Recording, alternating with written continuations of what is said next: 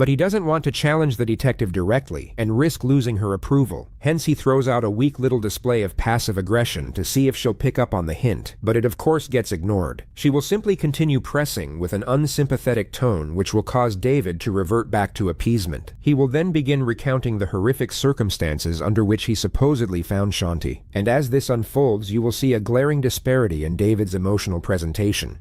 The door's open, and what happens? What do you see? I see her laying with her head in the right-hand corner, and it's just extremely awful, and it doesn't look natural. Obviously, she fell or something happened. But you did shut off the water. I did shut off the water, and it drained, which tells me I could hear it draining when I pulled her out. I could hear. So that okay. So I guess this is all weird, right? Because she's in there, the water's on, and it's draining. It doesn't make any. It just doesn't make any sense. And it's not on all the way. It's on how like lukewarm, so just past half. And she's face down. So the first thing you do is what, if you recall? I reached out and grabbed her. I reached out and touched her right arm. The water is rose colored, so there's blood in the water itself. I can see a spot of blood. And you pull her by her arms? So I grabbed someplace on her arm, tried to get kind of under it a little bit. And you said she seemed stiff? Yeah. Hard to move.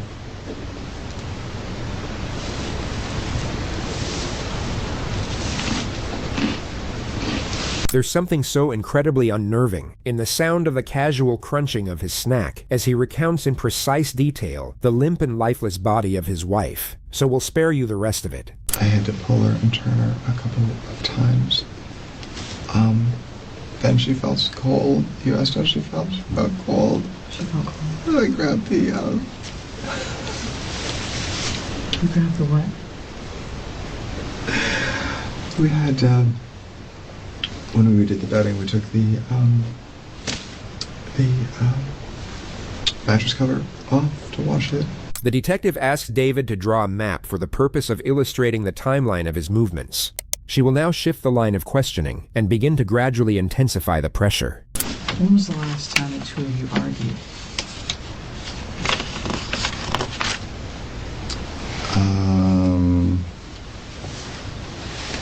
Very briefly on Saturday, right before we left. The argument was over the renovation. David likely admitted to this because Shanti's son was there for it. The upstairs floor was very wavy, and